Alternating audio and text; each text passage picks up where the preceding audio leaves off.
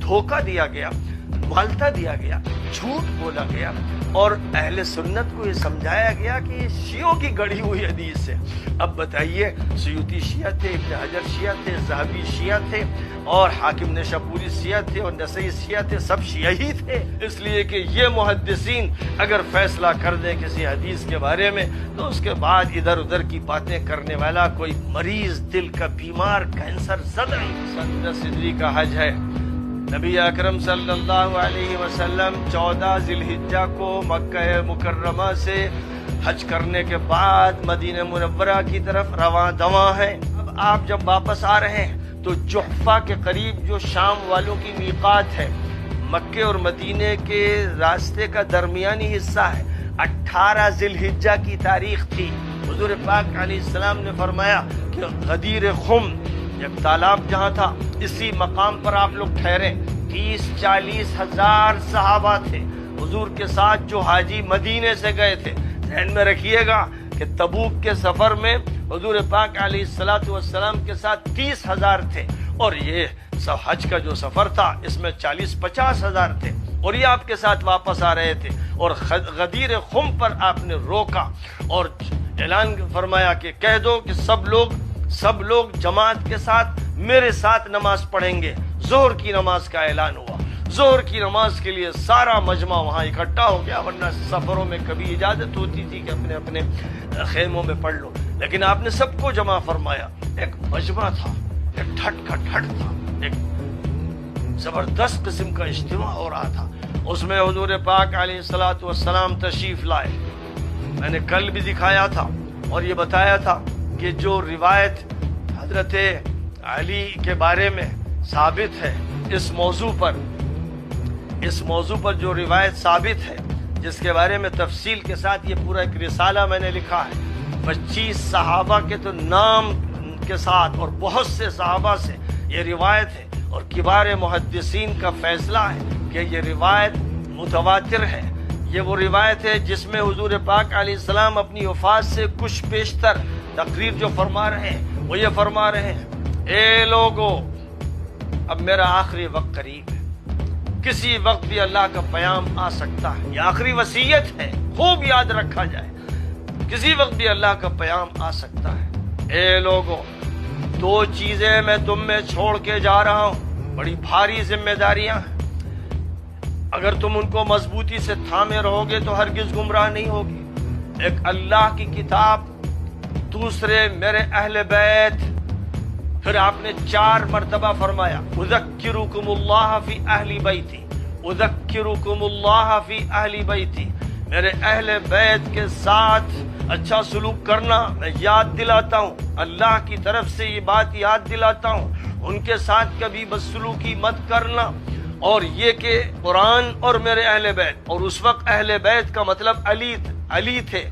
روایت کے راوی کہتے ہیں کہ حضور نے حضرت علی کو بلایا اور پھر کہا کہ کھڑے ہو، ہاتھ پکڑا، اور ہاتھ پکڑ کر لوگوں کا سامنا کراتے ہوئے کہا، اے لوگو، الست اولا بالمؤمنین من انفسہم، کیا تمام اہل ایمان کی ولایت مجھے حاصل نہیں؟ ان کی جانوں سے زیادہ میں ان کا ذمہ دار نہیں؟ قالوا بلا یا رسول اللہ۔ قالت، سن لو، من کنت مولا فعلی مولا، میں جس کا ولی ہوں، میں جس کا مولا ہوں، علی اس کے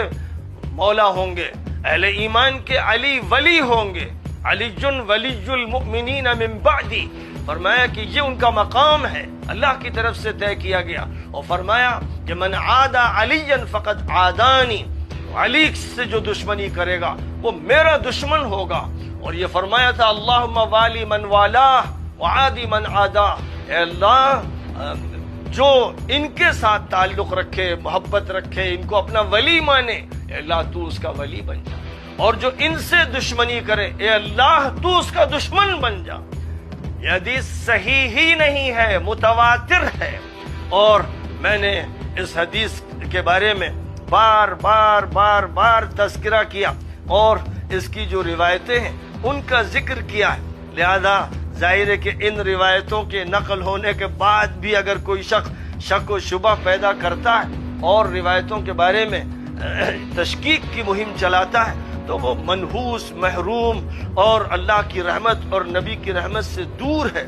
یہ وہ حدیث ہے جس کو متواتر کہنے والے علماء میں حاکم نیشاپوری ہیں، امام ذہبی نے التلخیص میں، حافظ ابن حجر نے المطالب العالیہ میں، امام حیثمی نے مجمع الزوائد میں، امام سیوطی نے الجامع الصغیر میں، امام شیخ البانی نے سلسلۃ الاحادیث الصحیحہ اور صحیح الجامع الصغیر میں اس کا تذکرہ کیا۔ حافظ ابن حجر نے کہا وقد صح انہ صلی اللہ علیہ وسلم قال انی تارک فیکم ما ان تمسکتم بہ لن تضلوا کتاب اللہ وعطرتی، میں دو چیزیں تم میں چھوڑ کر جا رہا ہوں، اگر تم ان کو مضبوطی سے تھامے رہو گے تو گمراہ نہیں ہوگے۔ یہ حدیث مسلم میں ہے، ترمذی میں،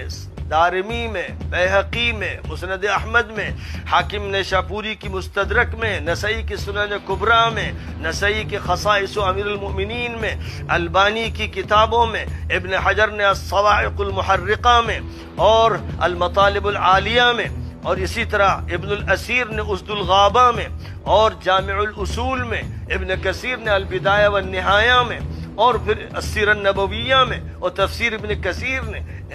میں، ابن سعد نے الطبقات الکبریٰ میں، ابن عساکر نے منتخب التاریخ میں، اور ابن حزم نے الاحکام میں، ابن منظور نے لسان العرب میں، ابن ابی شیبہ نے مصنف میں، اور ابن مخلد قرطبی نے مارویہ فی الحوض میں، ابن خزیمہ نے صحیح ابن خزیمہ میں، اور کتنے نام ذکر کیے جائیں۔ میں نے ان روایتوں کا تتبع کیا ہے اور ان کے نصوص بھی بیان کیے ہیں۔ 40 روایتوں کی تعداد یہاں تو صرف یہ 40 پہنچ گئی ہے، پھر اس کے بعد ان کے متون کا تذکرہ کیا ہے، چونکہ یہ دھوکہ دیا گیا، مغالطہ دیا گیا، جھوٹ بولا گیا، اور اہل سنت کو یہ سمجھایا گیا کہ یہ شیعوں کی گڑھی ہوئی حدیث ہے۔ اب بتائیے، سیوطی شیعہ تھے، ابن حجر شیعہ تھے، ذہبی شیعہ تھے، اور حاکم نیشاپوری شیعہ تھے، اور نسائی شیعہ تھے، سب شیعہ ہی تھے۔ اگر یہ سب شیعہ تھے تو اے اہل سنت تم بھی شیعہ بن جاؤ، اگر یہ شیعہ تھے تو تم بھی شیعہ بن جاؤ تو تمہاری بھی آخرت بن جائے گی، اس لیے کہ یہ محدثین اگر فیصلہ کر دیں کسی حدیث کے بارے میں تو اس کے بعد ادھر ادھر کی باتیں کرنے والا کوئی مریض، دل کا بیمار، کینسر زدہ ہی ہو سکتا ہے۔ بہرحال بات پھر پھیلتی چلی جاتی ہے اور بڑھتی چلی جاتی ہے۔ میں یہ ذکر کر رہا تھا کہ حضرت علی کے حق میں اور پھر اہل بیت کے حق میں حضور پاک علیہ السلام نے غدیر خم کے مقام پر 18 ذی الحجہ میں ظہر کی نماز کے بعد جو خطاب فرمایا تھا وہ آپ کی آخری وصیت تھی۔